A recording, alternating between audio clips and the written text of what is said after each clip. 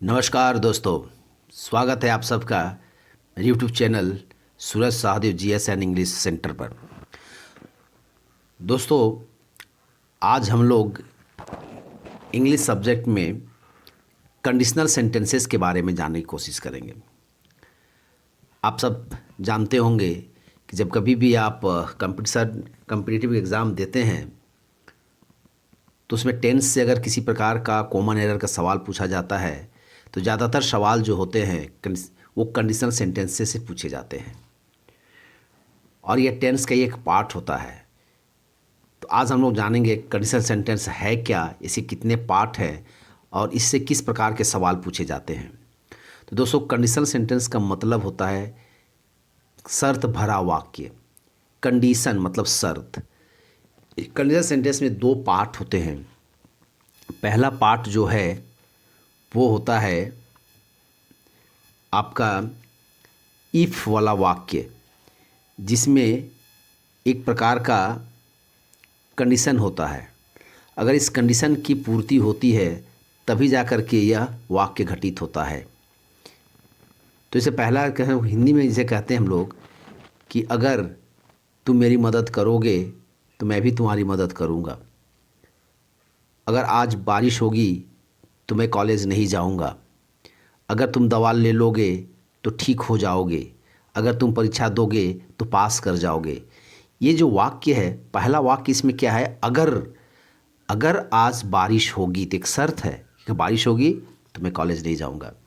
अगर तुम परीक्षा दोगे, शर्त भरा वाक्य कि अगर दोगे तभी पास करोगे, नहीं दोगे तो पास नहीं करोगे। तो इसे हम कहते हैं कंडीशनल सेंटेंस। दोस्तों, कंडीशनल सेंटेंस तीन प्रकार का होता है। पहला होता है सिंपल कंडीशनल सेंटेंस। अब ये सिंपल कंडीशनल सेंटेंस क्या है, तो ऐसा कंडीशन जिसमें जो पहला शर्त है वो घटित हो सकता है, पूर्ति हो सकती है। ये कहते हैं कि अगर मैं कॉलेज जाऊंगा, आप जा सकते हैं कॉलेज। अगर मैं अंग्रेजी सीखूंगा, सीख सकता हूं मैं अंग्रेजी। अगर आज बारिश होगी, हो सकता है बारिश हो। अगर तुम पूछोगे, हो सकता है। अगर पुलिस मुझे रोकेगी, हो सकता है रोक ले। ये सारी जो संभावनाएं हैं, जो शर्त है, ये कहीं ना कहीं पूरी होने की पूरी संभावना होती है। तो इसको हम कहते हैं सिंपल कंडीशनल सेंटेंस। और सिंपल कंडीशनल सेंटेंस का जो स्ट्रक्चर है वो है if plus subject plus verb का पांचवा फॉर्म या पहला फॉर्म। अब जानते हैं कि वर्ब का 5 फॉर्म होता है, verb 1, verb 2, verb 3, verb 4 and verb 5। जो वर्ब का पहला फॉर्म है और जो पांचवा फॉर्म है, इन दोनों का प्रयोग हम लोग करते हैं सिंपल प्रेजेंट टेंस में। यानी कि मैं जाता हूँ तो आई गो, वह जाती है तो शी गोज़, वह लिखता है तो ही राइट्स, वे लोग लिखते हैं तो दे राइट। इसका प्रयोग हम लोग सिंपल प्रेजेंट टेंस में करते हैं। तो यहाँ पर जो सिंपल प्रेजेंट टेंस है, जो सिंपल कंडीशनल सेंटेंस है, वो इफ से शुरू होता है। और इफ पार्ट में कभी भी हम लोग विल, शल और वुड का प्रयोग नहीं करते हैं। जैसे हिंदी में हम लोग क्या कहते हैं, अगर मैं परीक्षा दूंगा। अगर आप कहते हैं कि if I shall take exam, क्या कहते हैं, अगर मैं पैसा कमाऊंगा, if I shall earn money. यहाँ पर इफ़ पार्ट में कभी भी शल, विल, वुड का प्रयोग नहीं होता है। तो यह अगर इसका प्रयोग करते हैं हम लोग विल, शल, वुड का, तो ये गलत हो जाता है। तो जब भी इसका प्रयोग करेंगे हम तो सब इफ़ लगाएंगे, सब्जेक्ट लगाएंगे, वर्ब का पहला या पांचवा फॉर्म। कहते हैं अगर मैं कॉलेज जाऊंगा तो if I go to college. अगर मैं परीक्षा दूंगा, इफ़ आई टेक एग्ज़ाम। अगर तुम पूछोगे, इफ़ यू आस्क। तो कहते हैं अगर मैं पैसा कमाऊंगा, if I shall earn money यहाँ दिया हुआ है, यानी कि ये शल जो है गलत है। होना क्या चाहिए, इफ़ आई अर्न मनी, ये शल नहीं होगा। दूसरा पार्ट में विल या शल लग सकता है दोस्तों। चूँकि यहाँ पर V1 चाहे V5 का प्रयोग कर रहे हैं, इसलिए दूसरे पार्ट में विल या शल का ही प्रयोग होगा। यहाँ पर वुड नहीं लगेगा क्योंकि यहाँ पर V1 चाहे V5 है। इसलिए जब कहते हैं क्या कि अगर मैं पैसा कमाऊँगा तो एक गाड़ी खरीदूँगा, if I earn money I shall buy a car. अगर कहते हैं अगर वह आएगी तो मैं उसे बता दूंगा, अगर वह आएगी, इफ़ शी कम्स, मैं उसे बता दूंगा, आई शैल टेल हर। कहते हैं अगर वह यहाँ आएगी, if she will come here she will enjoy her self here, अगर वह यहाँ आएगी तो अपने आप को बहुत इंजॉय करेगी। तो यहाँ पर क्या, इफ़ शी विल यहाँ पर जो है नहीं लगेगा, इफ़ शी कम्स हियर, कम के स्थान पे हो जाएगा if she comes here she will enjoy, तो इंजॉय करेगी। यानी कि देख लीजिए सिंपल कंडीशन क्या है, जिस पार्ट में इफ़ है उस पार्ट में विल, सल और वुड का प्रयोग नहीं होगा, दूसरे पार्ट में हो सकता है। दूसरी बात, अगर पहला पार्ट में V1 चाहे V5 है दोस्तों, दूसरा पार्ट में विल या सल लगेगा। इसी को कहते हैं हम सिंपल कंडीशनल सेंटेंस। अगला है दोस्तों आपका हाइपोथेटिकल कंडीशनल सेंटेंस। हाइपोथेटिकल क्या होता है, जैसे जो घटित हो ही नहीं सकता, हाइपोथेटिकल है वो, इमेजिनरी है वो, जो कल्पना है, कल्पनाशील वाक्य, दैट कैन नॉट हैपन, उसको होता है हाइपोथेटिकल कंडीशनल सेंटेंस कहते हैं। और हाइपोथेटिकल कंडीशनल सेंटेंस में हमेशा हम लोग इफ़ के साथ सब्जेक्ट और वर्ब का दूसरा फॉर्म लगता है यहाँ पर। और दूसरे पार्ट में दोस्तों यहाँ पर चूंकि V2 है तो विल का पास्ट टेंस वुड लग जाएगा, दूसरे पार्ट में क्या लगेगा, वुड लग जाता है। इसलिए यहाँ पहला पार्ट क्या हो जाता है इसका, इफ़ के साथ सब्जेक्ट प्लस वर्ब का दूसरा फॉर्म, और यहाँ दूसरे पार्ट क्या लगेगा, वुड लगेगा। चूँकि यहाँ पर V2 है तो यहाँ पर विल का पास्ट टेंस वुड लगेगा। अब से कहते हैं क्या है, हाइपोथेटिकल वाक्य क्या होता है, कहते हैं कि अगर आसमान गिर जाए, आसमान कभी गिर सकता है, कुछ है ही नहीं। अगर राम लड़की बन जाए, कभी नहीं बन सकता है।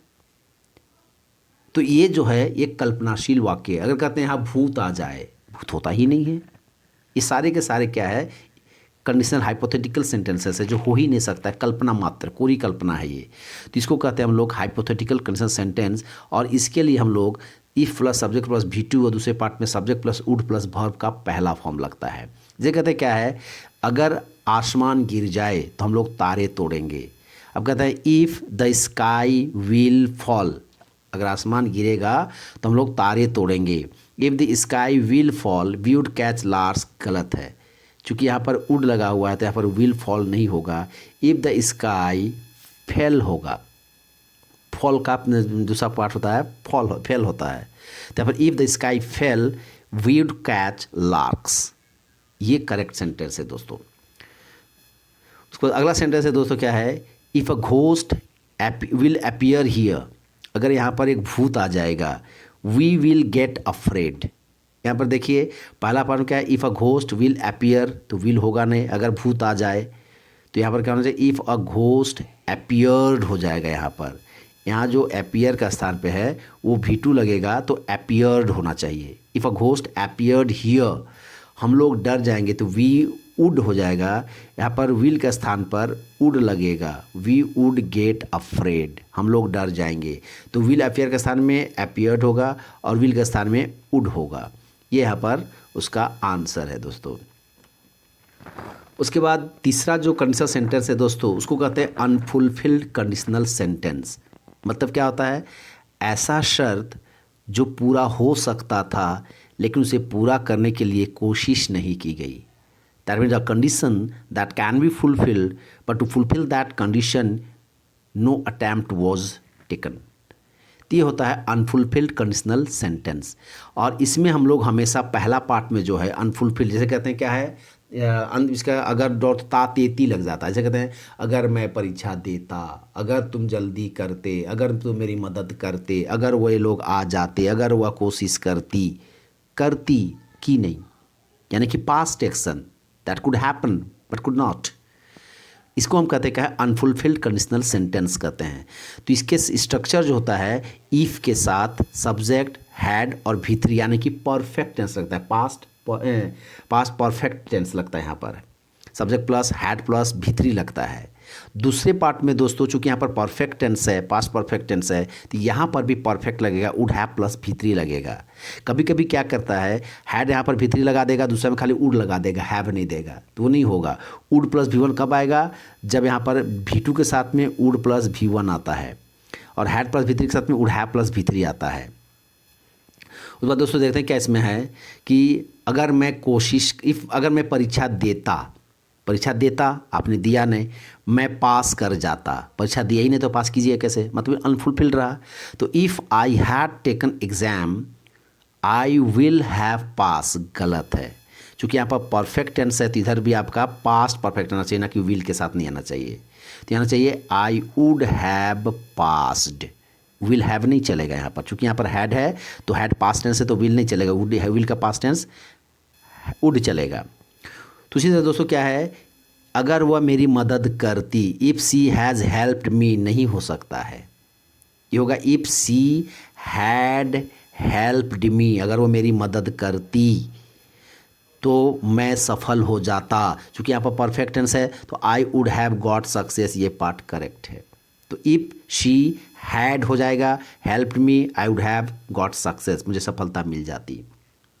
ये है दोस्तों, कभी कभी क्या करता है दोस्तों, इन तीनों में उल्टा पुल्टा कर देता है। यानी कि अगर पहला पार्ट में आपका सब्जेक्ट प्लस V1 लगा चाहे V5 लगा हुआ है, दूसरा पार्ट में वुड कर देगा, जो कि गलत हो जाएगा। अगर यहाँ V2 लगा हुआ है, अगर यहाँ पर पहला पार्ट में V2 है, दूसरा पार्ट में विल नहीं चलेगा, तो यहाँ पर चलेगा क्या, आपका वुड चलेगा। अगर पहला पार्ट में आपका हैड प्लस V3 लगा हुआ है तो दूसरा पार्ट में वुड हैव लगेगा, वुड हैव प्लस V3 लगेगा। यहाँ पर अगर कभी खाली वुड कर दे चाहे विल कर दे तो सेंटेंस क्या हो जाता है, गलत हो जाता है दोस्तों। देखते हैं कुछ क्वेश्चन, देखते हैं दोस्तों किस प्रकार से सवाल पूछा जाता है, उसे हम किस प्रकार से देखेंगे। कहते हैं if he will get up early in the morning he will go for a walk. अब कहते हैं क्या है, अगर वह सुबह जल्दी उठेगा तो वह टहलने के लिए जाएगा। तो अगर वह सुबह जल्दी उठेगा, पहला पार्ट में इफ़ के साथ विल या सल नहीं लगेगा, तो इफ़ के साथ विल दे दिया, सेंटेंस गलत हो गया। क्या होना चाहिए, इफ़ V1 चाहे V5 लगना चाहिए। तो ही है, ही सिंगुलर होता है तो V5 लेगा। इफ़ ही गेट्स अप हो जाना चाहिए, ये सेंटेंस हो जाना चाहिए क्या, if he gets up early in the morning he will go for a walk, ये होना चाहिए। तो यहाँ पर विल गलत है और गेट्स होना चाहिए।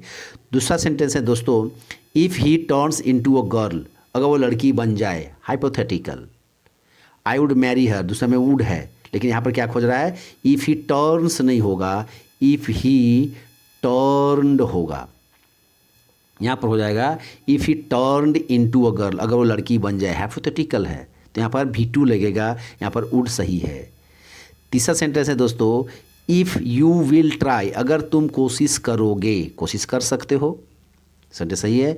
You would have got success गलत है, क्योंकि अगर तुम कोशिश करोगे यह घटना घटित हो सकता है, यहाँ पर वुड हैव नहीं लगेगा, यहाँ लगेगा you will get success, you will get success हो जाएगा यहाँ पर। तो यहाँ पर वुड हैव गॉट नहीं होगा, वुड हैव गॉट नहीं होगा, वुड हैव गॉट के स्थान पर यहाँ पर होना चाहिए आपका विल गेट सक्सेस। चौथा वाक्य है दोस्तों, if the peon comes back early, अगर प्यून जल्दी वापस आ जाएगा, आ सकता है।